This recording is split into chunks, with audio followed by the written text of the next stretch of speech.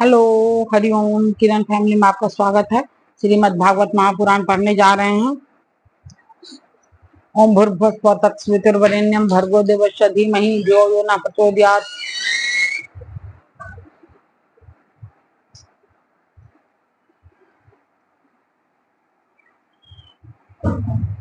श्री राधा कृष्णाभ्याम नमः। श्रीमद् भागवत महापुराण द्वितीय खंड।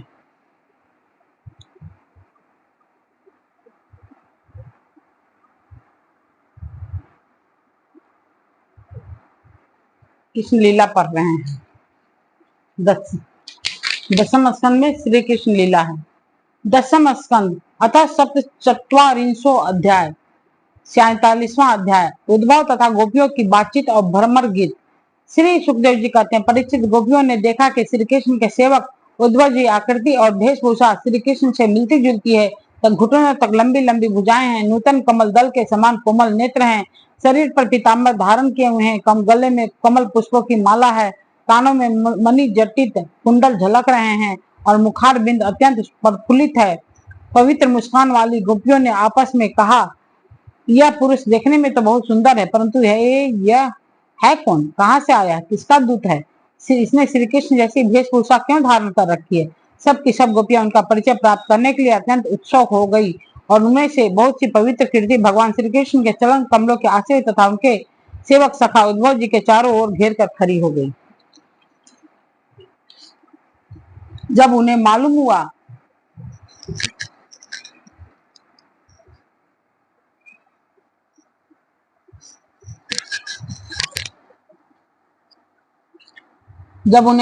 कि ये तो रमा रमन भगवान श्री कृष्ण का संदेश लेकर आए हैं, तब उन्होंने विनय से झुककर सलज हाथ से चितवन और मधुर वाणी आदि से उद्भव जी का अत्यंत सत्कार किया तथा एकांत में आसन पर बैठाकर वे उनसे इस प्रकार कहने लगी, उद्भव जी, हम जानते हैं कि आप यदुनाथ के पार्षद हैं, उन्हीं का संदेश लेकर यहाँ पधारे हैं। आपके स्वामी ने अपने माता पिता को सुख देने के लिए आपको यहाँ भेजा है, अन्यथा हमें तो अब इस नंद गांव में गौवों के रहने की जगह में उनके स्मरण करने योग्य कोई भी वस्तु दिखाई नहीं पड़ती।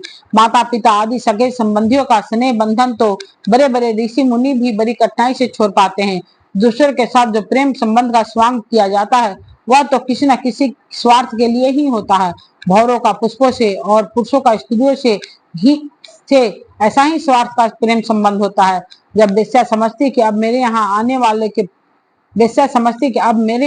वाले के पास धन नहीं है, तब उसे वह धत्ता बता देती है। जब प्रजा देखती है कि यह राजा हमारी रक्षा नहीं कर सकता, तब वह उनका साथ छोड़ देती है। अध्ययन समाप्त हो जाने पर कितने शिष्य अपने आचार्यों की सेवा करते हैं। अध्ययन समाप्त हो जाने पर कितने शिष्य अपने आचार्यों की सेवा करते हैं। यज्ञ की दक्षिणा मिली कि ऋत्विज लोग चलते बने। जब वृक्ष पर फल नहीं लगते, तब पक्षीगण वहां से बिना कुछ सोचे विचारे उड़ जाते हैं। और भोजन कर लेने के बाद अतिथि लोग भी गृहस्थ की ओर कब देखते हैं। वन में आग लगी कि पशु भाग खड़े हुए। चाहे स्त्री के हृदय में कितना भी अनुराग हो, जार पुरुष अपना काम बना लेने के बाद उलट कर भी तो नहीं देखता। परीक्षित गोपियों के मन, वाणी और शरीर में श्री कृष्ण में ही तल्लीन थे। जब भगवान श्री कृष्ण के दूत बनकर उद्भव जी ब्रज में आए, तब वे उनसे इस प्रकार कहते कहते ये भूल गए कि कौन सी बात किस तरह किसके सामने कहनी चाहिए। भगवान श्री कृष्ण ने बचपन से लेकर किशोर अवस्था तक जितनी भी लीलाएं की थी, उन सब की याद कर करके गोपियां उनका गान करने लगी। वे आत्म विस्मृत होकर स्त्री सुलभ लज्जा को भी भूल गई और फुट फुट कर रोने लगी। एक गोपी तो उस समय स्मरण हो रहा था भगवान श्री कृष्ण के मिलन की लीला का। उसी समय उसने देखा कि पास ही एक भौरा गुनगुना रहा है। उसे ऐसा समझा मानो मुझे रूठी हुई समझकर श्री कृष्ण ने मनाने के लिए दूत भेजा हो। वह गोपी भौरे से इस प्रकार कहने लगी। गोपी ने कहा, हे मधुप, तू कपटी का सखा है, इसलिए तू भी कपटी है। तू हमारे पैरों को मत छू, झूठे प्रणाम करके हमसे अनुनय विनय मत कर। हम देख रहे हैं कि श्री कृष्ण की जो वर्णमाला हमारी हाथों के वक्ष स्थल के स्पर्श से मचली हुई है, उसका पीला पीला कुमकुम तेरी मूछों पर भी लगा हुआ है। तू स्वयं भी तो किसी कुसुम से प्रेम नहीं करता, यहाँ से वहां उड़ता पूरा करता है। जैसे तेरे स्वामी वैसा तू। मधुपति श्री कृष्ण मथुरा की माननीय नायिकाओं को मनाया करें। उनका वह कुमकुम रूप कृपा प्रसाद जो यदुवंशियों की सभा में उपहास करने योग्य है, अपने पास ही रखें। उसे तेरे द्वारा यहाँ भेजने की क्या आवश्यकता है? जैसा तू काला है वैसा वे जैसा तू काला है वैसा वे भी हैं। तू भी पुष्पों का रस लेकर उड़ जाता है, वैसे ही वे भी निकले। उन्होंने हमें केवल एक बार, हाँ ऐसा ही लगता है, केवल एक बार अपनी तनिक सी मोहनी और परम मादक अधुर सुधा पिलाई थी, और फिर हम भोली भाली गोपियों को छोड़कर वे यहाँ से चले गए। पता नहीं सुकुमारी लक्ष्मी उनके चरण कमलों की सेवा कैसे करती रहती हैं। अवश्य ही वे छल छबीले श्री कृष्ण की चिकनी चुपड़ी बातों में आ गई होंगी। चित्तचोर ने उनका भी चित्त चुरा लिया होगा। अरे भ्रमर, हम वनवासिनी हैं, हमारे तो घर द्वार भी नहीं है। तू हम लोगों के सामने यदुवंश शिरोमणि श्री कृष्ण का बहुत सा गुणगान क्यों कर रहा है? यह सब भला हम लोगों को मनाने के लिए ही तो है। परंतु नहीं नहीं, वे हमारे लिए कोई नए नहीं है। हमारे लिए तो जाने पहचाने बिल्कुल पुराने हैं।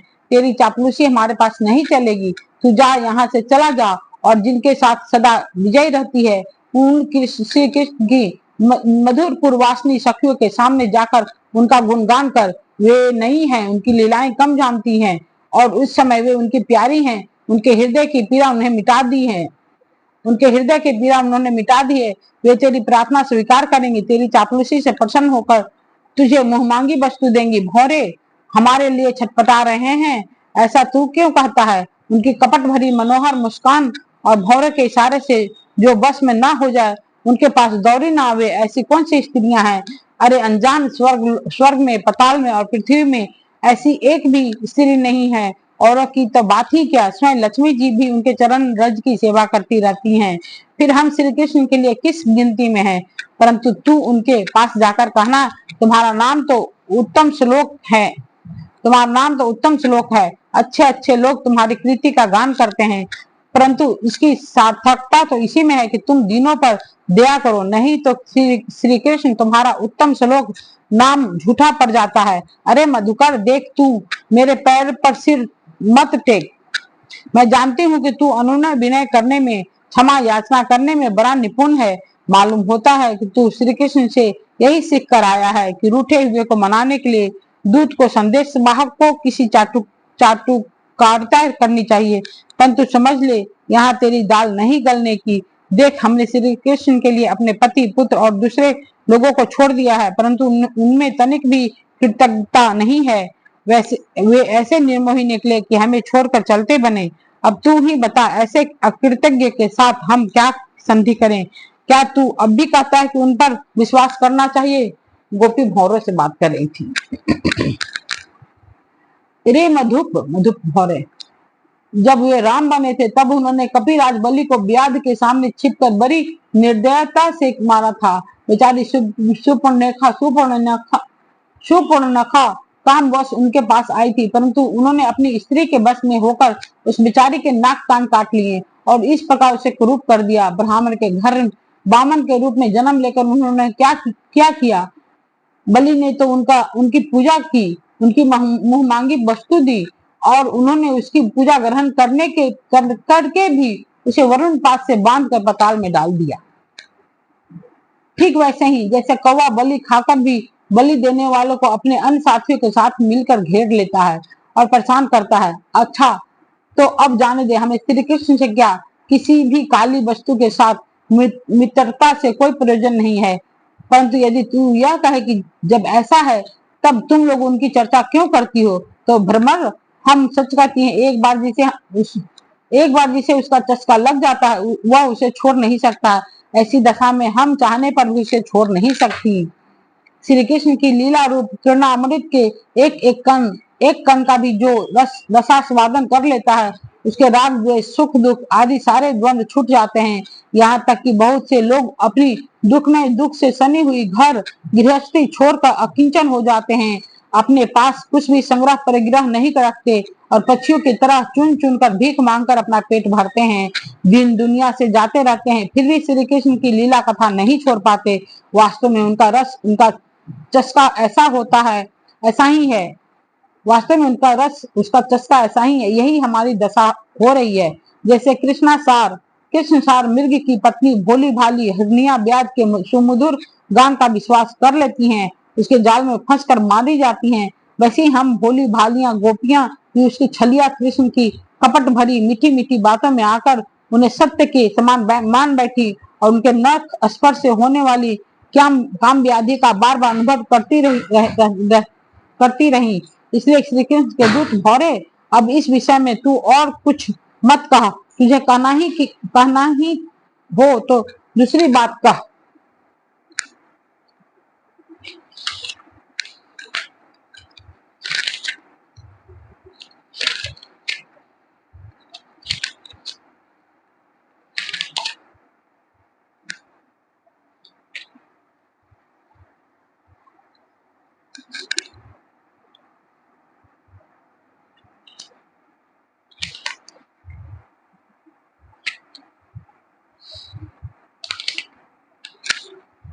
हमारे प्रीतम के प्यारे सखा, जान पड़ता है तुम एक बार उधर जाकर फिर लौट आए हो। अवश्य ही हमारे प्रीतम ने मनाने के लिए तुम्हें भेजा होगा। प्रिय भ्रमर, तुम सब प्रकार से हमारे माननीय हो। कहो तुम्हारी क्या इच्छा है, हमसे जो चाहो मांग लो। अच्छा तुम सच बताओ, क्या हमें वहां चलना चाहते हो, वहां ले चलना चाहते हो? अजी उनके पास जाकर लौटना बड़ा कठिन है। हम तो उनके पास जा चुके हैं, परंतु तुम हमें वहां ले जाकर करोगे क्या? प्यारे भरमर, उनके साथ उनके वक्ष स्थल पर जो उनकी प्यारी पत्नी लक्ष्मी जी सदा रहती है ना, तब वहां हमारा निर्वाह कैसा होगा? अच्छा हमारे प्रीतम के प्यारे दूत मधुकर, हमें यह बतलाओ कि आर्य पुत्र भगवान श्री कृष्ण गुरुकुल से लौटकर मधुपुर में अब सुख से तो है ना? क्या वे कभी नंद बाबा, यशोदा रानी, यहाँ के सगे संबंधी और ग्वाल वालों को भी याद करते हैं? और क्या हम दासियों की भी कोई बात कभी चलाते हैं? प्यारे भरमर, हमें ये भी बतलाओ कि कभी वे अपनी अगर के समान दिव्य सुगंध से युक्त भुजा हमारे सिरों पर रखेंगे? क्या हमारे जीवन में कभी ऐसा शुभ अवसर भी आएगा? श्री सुखदेव जी कहते हैं, परीक्षित, गोपियां भगवान श्री कृष्ण के दर्शन के लिए अत्यंत उत्सुक ललायित हो रही थी, उनके लिए तड़प रही थी। उनकी बातें सुनकर उद्धव जी ने उन्हें उनके प्रीतम का संदेश सुनाकर सांत्वना देते हुए इस प्रकार कहा। श्री उद्धव जी ने कहा, अहो गोपियों, तुम कृत्य होकर हो, तुम्हारा जीवन सफल है। देवियों, तुम सारे संसार के लिए पूजनीय हो, क्योंकि तुम लोगों ने इस प्रकार भगवान श्री कृष्ण को अपना हृदय, अपना सर्वस्व समर्पित कर दिया है। दान, व्रत, तप, होम, जप, वेदा अध्ययन, ध्यान, धारणा, समाधि और कल्याण के अन्य विविध साधनों के द्वारा भगवान की भक्ति प्राप्त हो, यही प्रयत्न किया जाता है। यह बड़े सौभाग्य की बात है कि तुम लोगों ने पवित्र कीर्ति भगवान श्री कृष्ण की प्रति अपनी वही सर्वोत्तम प्रेम भक्ति प्राप्त की है और उसी का आदर्श स्थापित किया है, जो बड़े बड़े ऋषि मुनियों के लिए भी अत्यंत दुर्लभ है। सचमुच यह कितने सौभाग्य की बात है कि तुम अपने पुत्र, पति, देह, स्वजन और घरों को छोड़कर पुरुषोत्तम भगवान श्री कृष्ण को सबके परम पति हैं, पति के रूप में वर्ण किया है। महाभागवती गोपियों, भगवान श्री कृष्ण के वियोग से तुमने इन इंद्रियातीत परमात्मा के प्रति वह भाव प्राप्त कर लिया है जो सभी वस्तुओं के रूप में उनका दर्शन कराता है। तुम लोगों का वह भाव मेरे सामने भी प्रकट हुआ। यह मेरे ऊपर तुम देवियों की बड़ी ही दया है। मैं अपने स्वामी का गुप्त काम करने वाला दूत हूँ। तुम्हारे प्रियतम भगवान श्री कृष्ण ने तुम लोगों को परम सुख देने के लिए यह प्रिय संदेश भेजा है। कल्याणियों, वही लेकर मैं तुम लोगों के पास आया हूँ, अब तुम इसे सुनो। भगवान श्री कृष्ण ने कहा, मैं सबका उपादान कारण होने से सबका आत्मा हूँ, सब में अनुगत हूँ, इसलिए मुझसे कभी भी तुम्हारा वियोग नहीं हो सकता। जैसे संसार के सभी भौतिक पदार्थों में आकाश, वायु, अग्नि, जल और पृथ्वी, ये पांचों भूत व्याप्त हैं, इसी से सब वस्तुएं बनी हैं और यही उन वस्तुओं के रूप में है, वैसे ही मैं मन, प्राण, पंचभूत, इंद्रिय और उनके विषयों का आश्रय हूँ। वे मुझ में है, मैं उनमें हूँ, और सच पूछो तो मैं ही उनके रूप में प्रकट हो रहा हूँ। मैं ही अपनी माया के द्वारा भूत, इंद्रिय और उनके विषयों के रूप में होकर उनका आश्रय बन जाता हूँ तथा स्वयं निमित्त भी बनकर अपने आप को ही रचता हूँ, पालता हूँ और समेट लेता हूँ। आत्मा माया और माया के कार्यों से पृथक है। यह विशुद्ध ज्ञान स्वरूप जड़ प्रकृति अनेक जीवों तथा अपने ही अवान्तर भेदों से रहित सर्वथा शुद्ध है। कोई भी गुण उसका स्पर्श नहीं कर पाते। माया के तीन वृत्तियां हैं, सुषुप्ति, स्वपन और जागृत। इनके द्वारा वही अखंड अनंत बोध स्वरूप आत्मा कभी प्राग्ञ तो कभी तेजस और कभी विश्व रूप से प्रतीत होता है।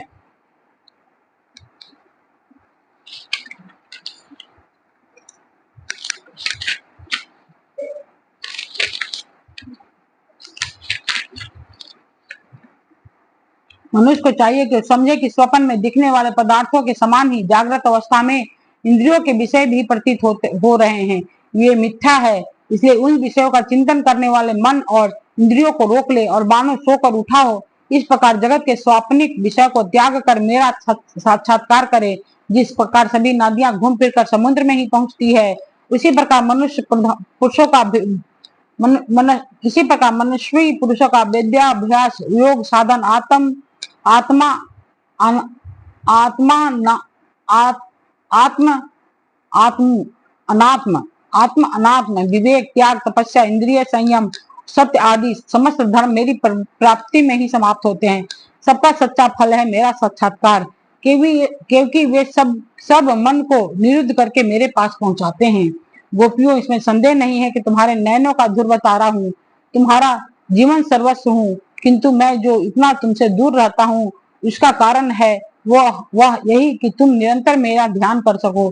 शरीर से दूर रहने पर भी मन से तुम मेरी सन्निधि का अनुभव करो। अपना मन मेरे पास रखो, क्योंकि स्त्रियां और अन्य अन्य प्रेमियों का चित्त अपने परदेशी प्रियतम में जितना निश्चल भाव से लगा रहता है, उतना आंखों के सामने पास रहने वाले प्रियतम में नहीं लगता। अशेष वृत्तियों से रहित संपूर्ण मन मुझ में लगाकर जब तुम लोग मेरा अनुस्मरण करोगी, तब शीघ्र ही सदा के लिए मुझे प्राप्त हो जाओगी। कल्याणियों, जिस समय मैंने वृंदावन में सर्दी पूर्णिमा की रात्रि में रास क्रीड़ा की थी, उस समय जो गोपियां स्वजनों के रोक लेने से वज्र में ही रह गई, मेरे साथ रस विहार में सम्मिलित ना हो सकी, वे मेरी लीलाओं का स्मरण करने से ही मुझे प्राप्त हो गई थी। तुम्हें भी मैं मिलूंगा अवश्य, निराश करने होने की कोई बात नहीं है। श्री सुखदेव जी कहते हैं, परीक्षित, अपने प्रियतम श्री कृष्ण का यह संदेशा सुनकर गोपियों को बड़ा आनंद हुआ। उनके संदेश से उन्हें श्री कृष्ण के स्वरूप और एक एक लीला की याद आने लगी। प्रेम से भरकर उद्धव जी से कहा, गोपियों ने कहा, उद्धव जी, ये बड़े सौभाग्य की और आनंद की बात है कि यदुवंशियों को सताने वाला पापी कंस अपने अनुयायियों के साथ मारा गया। यह भी कम आनंद की बात नहीं है कि श्री कृष्ण के बंधु बांधव और गुरुजनों के साथ मनोरथ पूर्ण हो गए तथा अब हमारे प्यारे श्याम सुंदर उनके साथ सकुशल निवास कर रहे हैं। किंतु उद्धव जी, एक बात आप हमें बतलाइए, जिस प्रकार हम अपनी प्रेम भरी लजीली मुस्कान और उन्मत्त चितवन से उनकी पूजा करती थी और वे भी हमसे प्यार करते थे, उसी प्रकार मथुरा के स्त्रियों से भी वे प्रेम करते हैं या नहीं? तब तक दूसरी गोपी बोल उठी, अरे सखी, हमारे प्यारे श्याम सुंदर तो प्रेम के मोहनी कला के विशेषज्ञ हैं। सभी श्रेष्ठ स्त्रियां उनसे प्यार करती हैं। फिर भला जब नगर की स्त्रियां उनसे मीठी मीठी बातें करेंगी और हाव भाव से उनकी ओर देखेंगी, तब वे उन पर क्यों न रिझेंगी? दूसरी गोपियां बोली, साधो, आप यह तो बतलाइए कि जब कभी नागरी नारियों की मंडली में कोई बात चलती है और हमारे प्यारे स्वच्छंद रूप से बिना किसी संकोच के जब प्रेम की बातें करने लगते हैं, तब क्या कभी प्रसंग बस हम ग्वालिनों की भी याद करते हैं? कुछ गोपियां ने कहा, उद्धव जी, क्या कभी श्री कृष्ण उन रात्रियों का स्मरण करते हैं जब कुमुदिनी तथा कुंद के पुष्प खिले हुए थे, चारों ओर चांदनी छिटक रही थी और वृंदावन अत्यंत रमणीय हो गया था? उन रात्रियों में उन्होंने रास मंडल बनाकर हम लोग के साथ नृत्य किया था। कितनी सुंदर थी वह रासलीला। उस समय हम लोगों के पैरों के नुपुर गुंझुन गुंझुन बज रहे थे। हम सब सखियां उन्हीं की सुंदर सुंदर लीलाओं का गान कर रही थी और वे हमारे साथ नाना प्रकार के विहार कर रहे थे।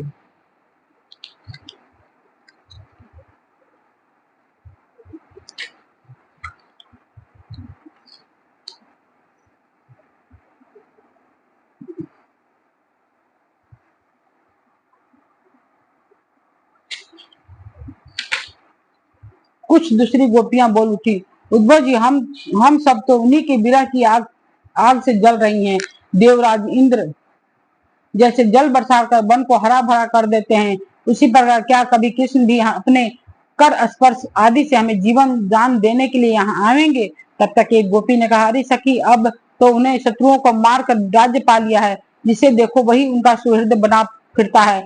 अब वे बड़े बड़े नरपतियों की कुमारियों से विवाह करेंगे, उनके साथ आनंद पूर्वक रहेंगे, यहाँ हम ग्वारिनों के पास क्यों आवेंगे? दूसरी गोपी ने कहा, नहीं सखी, महात्मा श्री कृष्ण तो स्वयं लक्ष्मीपति हैं, उनकी सारी कामनाएं पूर्ण हुई हैं, वे कृत हैं। हम वनवासियां ग्वालिनों अथवा दूसरी राजकुमारियों से उनका कोई प्रयोजन नहीं है। हम लोगों के बिना उनका कौन सा काम अटक रहा है? देखो बेश्या होने पर भी पिंगला ने क्या देखो बेश्या होने पर भी पिंगला ने क्या ही ठीक कहा है। संसार में किसी की आशा न करना ही सबसे बड़ा सुख है।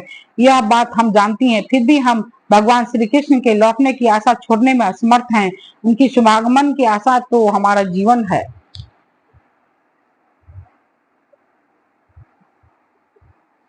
हमारे प्यारे श्याम सुंदर ने जिनके कृति का गान बड़े बड़े महात्मा करते रहते हैं, हमसे एकांत में जो मीठी मीठी प्रेम की बातें की हैं, उन्हें छोड़ने का, भुलाने का उत्साह भी हम कैसे कर सकती हैं?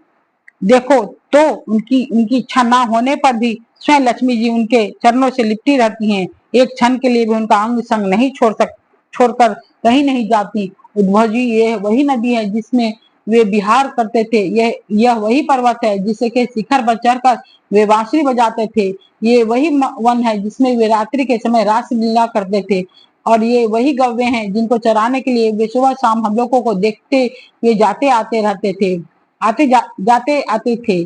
और यह ठीक वैसी ही वंशी की तान हमारे कानों में गूंजती रहती है, वह जैसी वे अपने अधरों के संजोग से छेड़ा करते थे। बलराम जी के साथ श्री कृष्ण ने इन सभी का सेवन किया है। यहाँ का एक एक प्रदेश, एक एक धूलिकण इनके परम सुंदर चरण कमलों से चिन्हित है। इन्हें जब हम देखती हैं, सुनती हैं, दिन भर यही तो करती रहती हैं, तब वे हमारे प्यारे श्याम सुंदर नंद नंदन को हमारे नेत्रों के सामने लाकर रख देते हैं। उद्धव जी, हम किसी भी प्रकार मरकर भी उन्हें भूल नहीं सकती। उनकी वह हंसी, सुंदर सी चाल, उन्मुक्त हास्य, विलासपूर्ण चितवन, मधुमयी बानी, आह, उन सब ने हमारा चित्त चुरा लिया है। हमारा मन हमारे बस में नहीं है। अब हम उन्हें भूले तो किस प्रकार? हमारे प्यारे श्री कृष्ण, तुम ही हमारे जीवन के स्वामी हो, सर्वस्व हो। प्यारे, तुम लक्ष्मी नाथ हो तो क्या हुआ, हमारे लिए तो वज्रनाथ ही हो। हम वज्र गोपियों को एकमात्र तुम्हारे सच्चे स्वामी श्याम सुंदर, तुमने बार बार हमारी व्यथा मिटाई है, हमारे संकट काटे हैं। गोविंद, तुम गौओं से बहुत प्रेम करते हो, क्या हम गौवें नहीं हैं? तुम्हारा यह सारा गोकुल जिसमें ग्वाल बाल, माता पिता, गौवें और हम गोपियां सब कोई हैं, दुख के अपार सागर में डूब रहा है। तुम इसे बचाओ, आओ हमारी रक्षा करो। श्री सुखदेव जी कहते हैं, प्रिय परीक्षित, भगवान श्री कृष्ण का प्रिय संदेश सुनकर गोपियों के विरह की व्यथा शांत हो गई थी। वे इंद्रियातीत भगवान श्री कृष्ण को अपने आत्मा के रूप में सर्वत्र स्थित समझ चुकी थी। अब वे बड़े प्रेम और आदर से उद्धव जी का सत्कार करने लगी।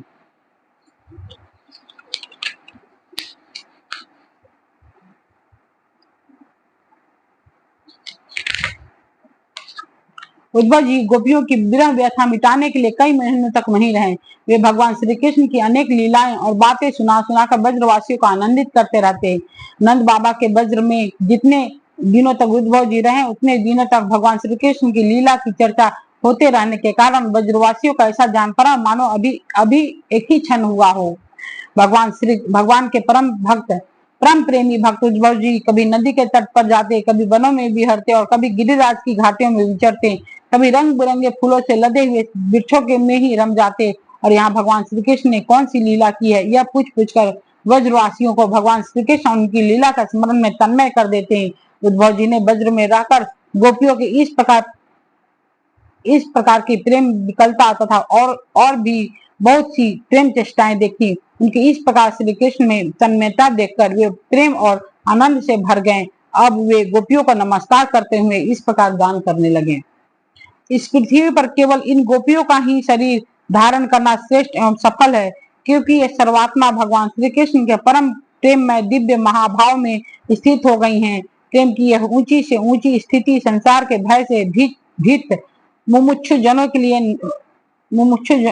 लिए ही नहीं अपितु बड़े बड़े मुनियों, मुक्त पुरुषों तथा हम भक्त जनों के लिए भी अभी वांछनीय ही है। हमें इसकी प्राप्ति नहीं हो सकी। सत्य है, जिन्हें भगवान श्री कृष्ण की लीला कथा के रस का चस्का लग जाता है, उन्हें कुलीनता की, जाति समुचित संस्कार की और बड़े बड़े यागों में दीक्षित होने की क्या आवश्यकता है। अथवा यदि भगवान की कथा का रस नहीं मिला, उसमें रुचि नहीं हुई, तो अनेक महाकल्पों तक बार बार ब्रह्मा होने से ही क्या लाभ। कहा ये बंसरी अचार और ज्ञान जाति से हीन गवार, गांव की गवार ग्वालिने, और कहा सच्चिदानंद धन भगवान श्री कृष्ण में यह नन्य प्रेम, परम प्रेम। ओहो धन्य है। इसे सिद्ध होता है कि कोई भगवान के स्वरूप और रहस्य को न जानकर भी उनसे प्रेम करे, उनका भजन करे, तो वे स्वयं अपनी शक्ति से, अपनी कृपा से उसका परम कल्याण कर देते हैं। ठीक वैसे ही जैसे कोई अनजान में भी अमृत पी ले, तो वह अपनी वस्तु शक्ति से ही पीने वाले को अमर बना देता है। भगवान श्री कृष्ण ने रास उत्सव के समय इन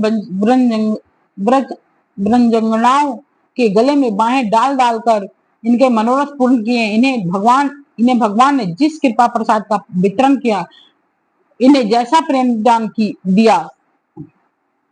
दान किया, वैसा भगवान की परम प्रेमवती नित्य संगिनी वत्स स्थल पर विराजमान लक्ष्मी जी को भी नहीं प्राप्त हुआ।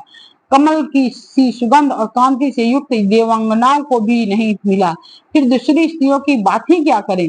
मेरे लिए तो सबसे अच्छी बात यही होगी कि मैं इस वृंदावन धाम में कोई झाड़ी लत्ता अथवा औषधि जड़ी बूटी ही बन जाऊं। आहा, यदि मैं ऐसा बन जाऊंगा तो मुझे इन वृंदावनाओं की चरण धूलि निरंतर सेवन करने के लिए मिलती रहेगी। इनकी चरण रज से स्नान करके मैं धन्य हो जाऊंगा। धन है ये गोपियां, देखो तो सही, इनको छोड़ना अत्यंत कठिन है। इन स्वजनों संबंधियों तथा लोक वेद की आर्य मर्यादा का त्याग करके इन्होंने भगवान की पदवी, उनके साथ तन्मयता, उनका परम प्रेम प्राप्त कर लिया है। औरों की तो बात ही क्या, भगवत दानी उनके निश्वास रूप समस्त श्रुतियां उपनिषदें भी अब तक भगवान के परम प्रेम में स्वरूप को ढूंढती ही रहती है, प्राप्त नहीं हो पाती। स्वयं भगवती लक्ष्मी जी उनकी पूजा करती रहती हैं। ब्रह्मा शंकर आदि परम समर्थ देवता, पूर्ण काम आत्मा राम और बड़े बड़े योगेश्वर अपने हृदय में इनका चिंतन करते रहते हैं। भगवान श्री कृष्ण के उन्हीं चरणार बिंदों को रास लीला के समय गोपियां ने अपने वक्ष स्थल पर रखा और उनका आंगलिन करके अपने हृदय की जलन विरह व्यथा शांत की।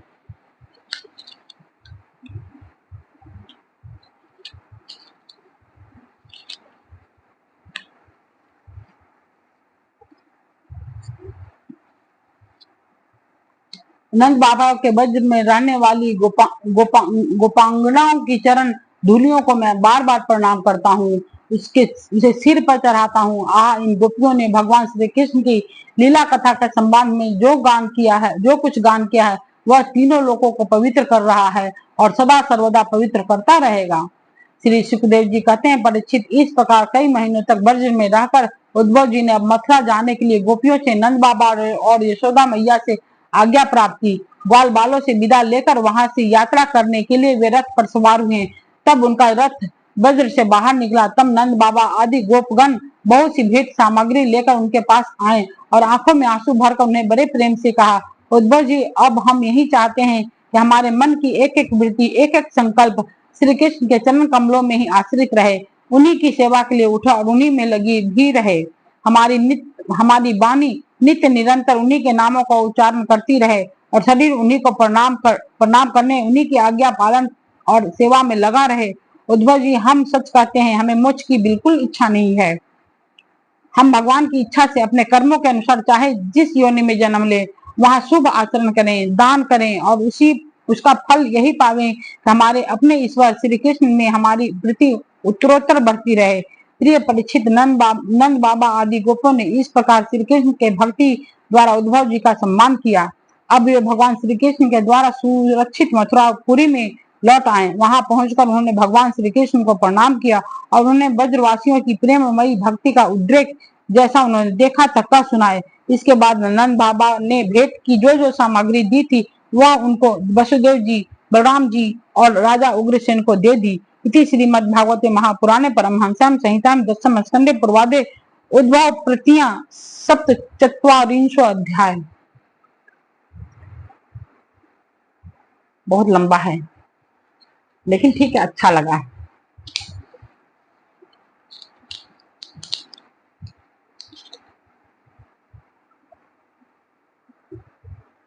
ओम भूर्भुवः स्वः तत्सवितुर्वरेण्यं भर्गो देवस्य धीमहि धियो यो न प्रचोदयात्।